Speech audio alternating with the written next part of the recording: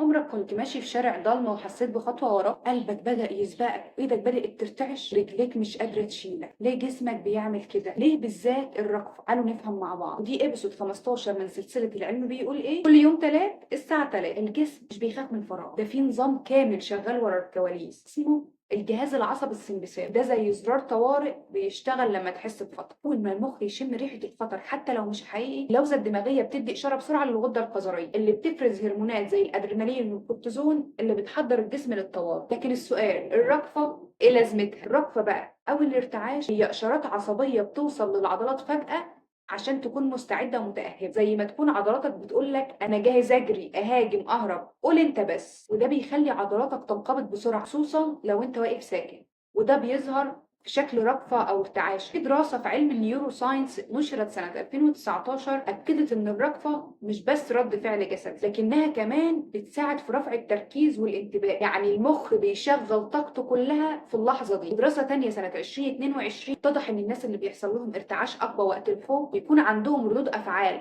أسرع وأنجح في مواقف الخطر. يعني ببساطة الرجفة دي مش ضعف، ده جهاز إنذار متطور شغال لحمايتك. فمرة جاية تحس إنك بترتعش من الخوف، افتكر إن جسمك مش بيخونك، ده بيجهزك. وخطوة جديدة، درس جديد، واحنا دايما مع بعض في رحلة المعرفة.